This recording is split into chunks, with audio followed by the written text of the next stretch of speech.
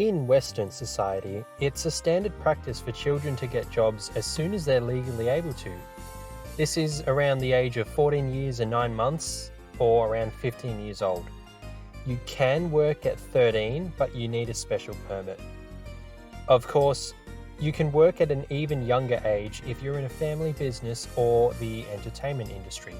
See child actors. The most common forms of jobs for children this age are fast food establishments such as McDonald's, KFC, Hungry Jack's, local fish and chip shops, or supermarkets such as Woolworths or Coles. Even retail clothing stores like the ones you see in shopping malls. Now, obviously, these aren't the only types of jobs out there for 15-year-olds, and my journey was somewhat different to the norm. So, let me share with you the 5 jobs I had before I even turned 16 years old. Job number 1, a basketball referee at the age of 14. I played basketball throughout my teens. It's my favourite sport by a country mile. I had been playing basketball for around 3 years at this point, and one day an email came up on my mum's computer. I didn't have emails at this point in time. And it was basically asking for referees. My teammate and I had both received this email. In hindsight, it definitely went out to every player, but we were the only ones who talked about it. And we both decided that, yeah, getting some extra coin would be good. Shouldn't be too tough of a gig. Boy, were we wrong. And we also had known a guy at our high school who had been a ref since he was around 11 or 12 years old. So we were like, yep, sounds good, let's do this. I can't actually remember how we signed up. I'm assuming we got our parents to sign up or something. Either way, next step, we're sitting in some office thing at the basketball arena where we play. First, they started having a general chat, break the ice and whatnot. Then the head ref goes, "So, what are some reasons you guys wanted to become basketball referees?" Room was pretty quiet, but it's more so everyone was just shy as opposed to hiding some secret or not addressing the elephant in the room or anything. This was most of our first jobs after all. Eventually, someone said, "Because we like basketball." True, valid reason. It did play a role in me and my teammates' decision to become refs. Someone else spoke out. To stay fit. Again, another valid reason. You get paid to run up and down, and call the game of course. Some people my age were running for free, bruh. Next person speaks out. To make money. LeMayo, about time someone said the primary reason we were here in the first place. Obviously, the primary reason we were here is because of money. The guy asking the initial question asked the world's first stupidest question. Congrats, mate. Anyway, we did some brief training, yada yada, not really important. Even if you were using this as a guide to your first officiating job, it would definitely vary from organisation to organisation. But our first shifts, or games, we wore a bright light green shirt to signal that we were new. We basically shadowed other referees. We just ran beside them as they called the game. After a few games, they let us make some of our own calls. Pretty nerve-wracking, but hey, gotta learn. Eventually, you do your games on your own, as in you're not running alongside another ref, you are the ref, but you're still wearing the green shirt, once again letting everyone know that you're a noob. After a while, the head officials or the people in the office, basically the people who give you the job, they do a few grading games, whatever they call them. Essentially, they watch you ref, and if they think you're good enough, you get your stripes, your striped referee shirt. The ones the Foot Locker employees wear. If not, you just wear the green ones for a little longer. I remember getting my striped shirt. I was so happy.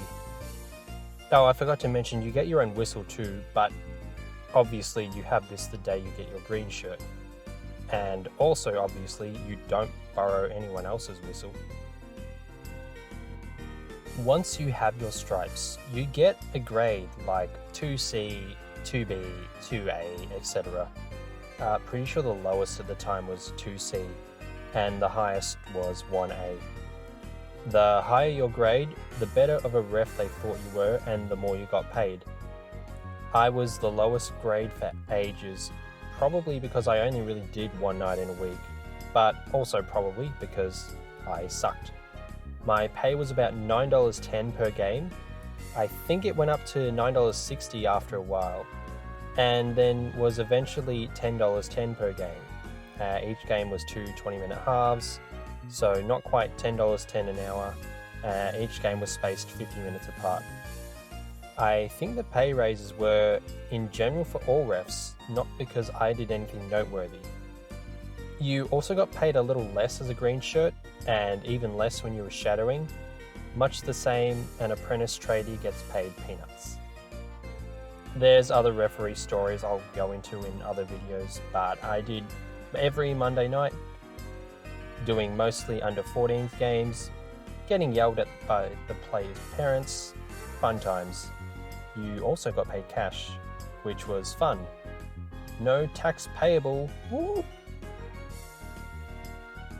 Job number 2, chicken farm worker at the age of 14. Now this job came up advertised on our local general store notice board. I remember seeing $15 an hour advertised. This was absolutely gold for a 14-year-old. $10 an hour was considered heaps for that age. I told Mum, and we called the number on the board. Turns out the person advertising it was someone we knew. It's not what you know, it's who you know, hey. Easy peasy. Mum got chatting. Pretty sure I was handed the job right then and there, but they may have gotten back to us a few days later. I can't remember. Either way, we got there on the first day and was kind of thrown in the deep end. However, it's not like some sort of induction was possible, nor was there any real pressure in this job. So it was good. 10 a.m. to 12 p.m. every Saturday, an easy $30 while my siblings were at swimming lessons. The job basically involved collecting eggs that chickens had laid, making sure their feed was good, letting them out, and making sure the gate was shut behind me. Picking up dead chickens from inside the shed, which I hated. Their claws would literally get stiff and curl around the wires in the bottom of the shed. You had to pry them open. Ew. I did have gloves on, of course, but these had to be thoroughly washed after each shift. Essentially, rinse and repeat for every shed. There was like 10 sheds from memory. I worked with this other guy called Dave. He said cool bananas a lot. It was funny, he was a sick guy. After a while, the owners changed hands. It was like owned by this one lady, but the other owner changed, which was the owner I worked for. It was like co-owned or some shit, I don't know. Either way, I thought I was going to be out of a job, but luckily the main owner had some hours for me. However, these were only during the school days, so school holidays were my only shifts.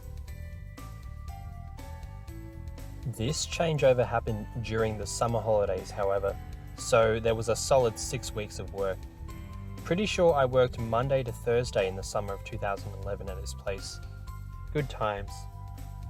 My pay got cut from $15 an hour to $10 an hour, as the main owner thought I was being overpaid. She's like, the standard rate for your age is $7, but I'm happy to pay you $10. Which I agreed to since the previous co-owner had basically let me know of this beforehand. I had way more hours though. Instead of doing my usual rounds, I also did some egg cleaning and some other general sorting of cartons and stuff like that. I can go into other work stories in another vid, same case as the referee gig, but that's basically a quick rundown of the second job I had. Oh, I forgot to mention, this job was also paid in cash. So yeah, 2 cash in hand jobs, not bad, hey. Job number 3, kitchen hand at a restaurant. This job stemmed from after the chicken farm job had dried up. I wasn't really doing many games at the basketball arena, and the only hours available at the farm were during the school holidays. At least another job would give me some coin on the weekends. I think Mum knew one of the owners at this restaurant, so she asked them if they were hiring. This was my first ever actual job interview. The referee job, I just remember rocking up and they started training us all. They must have been desperate for refs. Understandable. It isn't the best gig, all things considered. Good for my age, but not as you grow up. Chicken farm was kinda too basic for an interview too, like anyone could have gone in and just started work. So, I remember my mum being present for this interview, which is hilarious looking back on it. Like, imagine bringing in a 15-year-old for a job interview and his mum just sits there during the interview. Funny. Anyway, I think she was there because the boss, which was also her friend, didn't mind. I did most of the talking anyway. They brought in this chef during the interview to have a chat. It's one of those get to know the team and potential co-worker thing. It went great, he was hilarious. Damn, I miss working with him. So yeah, got the job. It was a who you know type of thing. I was pretty lucky at this point, since I know most kids that age don't have the resources like I did. But I didn't have this kind of luck follow me into my professional career. So I burned up all my good luck where it mattered the least. Oh well. So this job was essentially just washing dishes for about 4 to 5 hours on the weekends. I didn't mind it, but the shifts took ages and were rather boring and stressful for me at that age. The kitchen was so warm and stuffy, you could feel the pressure that chefs were under. So yeah, not a bad gig, all things considered. Job number 4. Runner at the footy events at the age of 15. This is another job I got through my mum. She was working functions at the footy club whenever they held private events or there was an AFL game on that day. I was 15 when I started here. My role was as a runner. No, not the type that runs water out on the pitch. No chance I was going to do that back in the day. I was so camera shy. What we did was we just took stuff from one area to another essentially. Like some certain booths / section of the building needed some tables and chairs that were stored away somewhere. We went and got it. The chefs needed some help delivering food, as they didn't have enough caterers at the time. We helped with that. The rich people in the boxes needed their hot food. We'd carry it up to them. I always felt so embarrassed and awkward doing this. They were legit roaring at the excitement of the game, and there I was just getting in their way to deliver food. I hated this the most, but it's part of the job description. We didn't really do much during the games, however, since everyone already had all their stuff. Like, you're not going to be setting up tables and getting equipment during the game. It would have been much better if I actually liked AFL back then. I mean, I'm not a huge fan now. The only sport I really watch is NBA. And even then I just watched highlights and the playoffs and the finals. But back then I was even less interested in sports. The reason is because you basically got to watch the entire game and got paid for it. You'd have your unpaid lunch break, of course, but most of us took this before the game. Especially since the game started about 6 to 7 hours after our shift started. We're not waiting that long for our lunch break. So essentially the game was our paid time, an AFL fan's dream. After the game ended, our shift lasted for approximately another 2 to 3 hours. We basically had to go into the stands and clean up all the mess the fans had left behind. Because apparently it's too much of a hassle for them to put it in the bin themselves. Oh well, it creates employment, I guess. The stadium employed a garbage disposal company of sorts, like an independent contractor, to help clean all the mess after the games. Majority of them would be in the stands where the general admission spectators were sitting. whereas my crew and I would clean up at the area where the more high profile guests were seated. Doesn't mean they were much tidier, however. These shifts would last about 10 to 11 hours in total. They were some big days, but I do have fond memories of working there. Job number 5. Supermarket at the age of 15.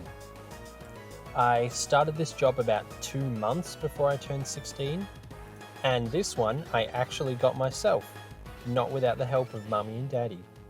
My hours were dwindling at the restaurant and I needed another job, as I wasn't refereeing as many basketball games at this time. The footy season was over and I was no longer at the chicken farm due to new owners. I actually made the decision one afternoon to apply at Woolies. Some people ponder the thought of a job application for ages, but it was almost a split-second decision to apply at Woolies.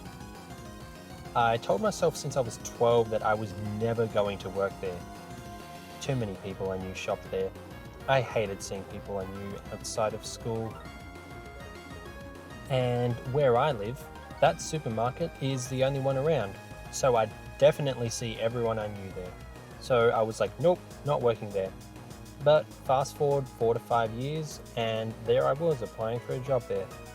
I got an interview, obviously, but I was expecting to get one, as I was a 15-year-old with experience at 4 jobs already. Most kids my age had 0 jobs beforehand, and most others with 4 prior jobs are at least 20 years old. I figured I was a sure thing. Anyway, I got an interview after applying on their website. I go in, wait for the managers to call me in, and we do a 2-on-1 interview. It was the department manager and a front-end manager, I believe. So they asked a bunch of general questions. See my other video for job interview tips. But I remember one of the questions they asked, which I knew they were going to ask, was, "Why do you want to work here?" And my response was legit, "Because you can work heaps more here." You're meant to say something about the company culture or something specific and niche towards the organization. But I straight up said it's because you can work more. I mentioned how, as a basketball ref, you only worked after school hours during school weeks. There was no weekend or school holidays. I mentioned how the chicken farm was only weekends, no after school nights or school holiday weekdays. I mentioned the restaurant was only weekends, there's no after school nights, and I mentioned how the footy stadium job was only during footy days. I then went on to say how Woolies you can do after school hours and school holidays and weekends and school holiday weekdays and public holidays. This isn't what you're meant to say, of course, but they like this answer enough to hire me. This probably only worked since Woolies loves their staff members who are always available. Especially working there now, short staffing is a big issue. So maybe try this trick if you're trying out for a supermarket or fast food job yourself. They also asked me in the interview if I was meant to apply for Long Life, stacking shelves, instead of the deli. They mentioned how most boys accidentally apply for deli instead of Long Life. However, at the time of applying, there was only 2 positions they needed, deli and front-end registers. I did not want to do registers, so I applied for deli. I didn't even know what a delicatessen was when I was applying. I had to Google it. I always just thought it was called a sandwich meat section or something. Although, when applied, I much preferred to stack shelves as opposed to having to serve people. In fact, my first shift I was too shy.